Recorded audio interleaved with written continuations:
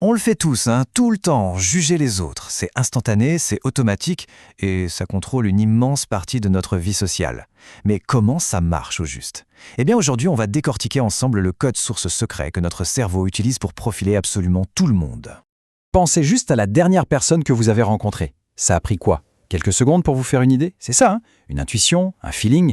Mais d'où ça vient cette réaction quasi magique? C'est exactement la question qu'on va creuser. Et attention, parce que ces jugements éclairs, ils déterminent qui deviennent nos amis, qui on embauche, à qui on fait confiance. C'est énorme en fait. Ils sont partout, alors accrochez-vous bien parce qu'on va plonger dans les coulisses de notre cerveau pour révéler les mécanismes cachés derrière chaque première impression. Bon, allez, on y va. La toute première étape de ce processus, c'est une sorte de machine mentale à fabriquer des impressions. Et son but, il est super simple en fait, prédire ce que les autres vont faire, juste pour qu'on puisse naviguer dans ce monde social sans se prendre trop de murs. Dans le jargon de la psychologie, on appelle ça la formation d'impression. Et c'est une activité, mais vitale. Notre cerveau, il attrape des petits bouts d'infos, un sourire par-ci, un mot par-là, un vêtement, et avec ça, hop, il construit une personnalité qu'il imagine complète et stable. C'est sa façon à lui de mettre de l'ordre, de donner un sens à la personne qu'on a en face. Et ce qui est fou, c'est que des décennies de recherche, notamment celle de Rosenberg, nous montrent que cette machine hyper complexe, au fond, elle se pose juste deux questions. Deux questions toutes simples. La première, est-ce que cette personne est chaleureuse? En gros, amie ou ennemie? Bonne ou mauvaise intention? Et la deuxième, est-ce qu'elle est compétente? Autrement dit, est-ce qu'elle a les moyens de mettre ses intentions à exécution? Et ça illustre parfaitement un truc. Notre cerveau, il ne fait pas juste une liste de courses des traits de caractère, non, il les connecte. Le sens d'un mot dépend complètement des autres. Prenez rapide. Si on dit rapide et compétent, on pense direct à un chirurgien super efficace. Mais si on dit rapide et maladroit, là on imagine plutôt une catastrophe ambuante. Un seul mot qui change et c'est toute l'image qui bascule. Incroyable, non? Mais attention, ce n'est que le début du voyage. Parce qu'une fois que le cerveau a fabriqué cette première impression, son objectif change. Ce n'est plus de chercher la vérité, pas du tout. Son nouvel objectif, c'est de se prouver à lui-même qu'il avait raison depuis le départ.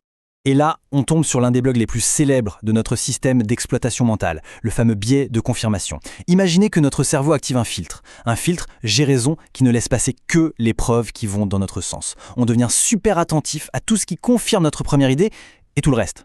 On l'ignore, ou pire, on le tord pour que ça colle.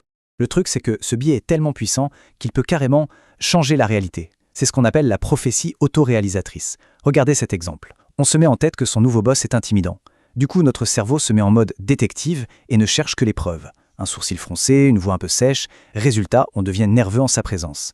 Et lui, en voyant cette nervosité, il devient peut-être plus formel, plus distant, ce qui confirme notre idée de départ. C'est dingue. On a littéralement créé la situation qu'on voulait éviter. Et comme si ça ne suffisait pas, il y a la cerise sur le gâteau, le biais de négativité. C'est un vieil héritage de nos ancêtres, pour qui il valait mieux prendre un bâton pour un serpent que l'inverse. Ça a sauvé des vies. Le problème, c'est qu'aujourd'hui, ça veut dire qu'une seule info négative sur quelqu'un, eh bien, elle pèse bien plus lourd dans la balance que 10 infos positives.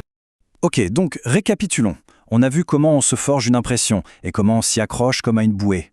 Mais il manque la dernière pièce du puzzle, la plus importante peut-être. C'est notre besoin, quasi obsessionnel, de comprendre pourquoi. Pourquoi les gens font ce qu'ils font. Ça porte un nom, l'attribution causale. En gros, notre cerveau est allergique au hasard et à l'incertitude. Il déteste ça. Alors, pour que le monde ait l'air prévisible, il passe son temps à jouer les détectives. Chaque action doit avoir une cause, une raison, une intention.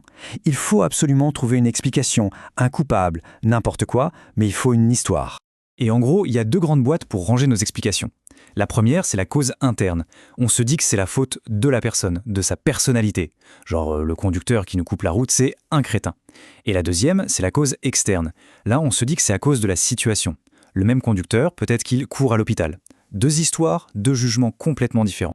Bon, maintenant, j'ai une question un peu bizarre. Une question qui a l'air de n'avoir aucun sens, mais qui va tout vous révéler sur l'obsession de notre cerveau à créer des histoires. Est-ce qu'on peut lire dans les pensées de simples triangles? Regardez bien ça, c'est tiré d'une expérience hyper célèbre de 1944. Qu'est-ce qu'on voit? Spontanément, la plupart des gens racontent une histoire, un vrai drame. Le grand triangle, c'est le méchant, il est en colère.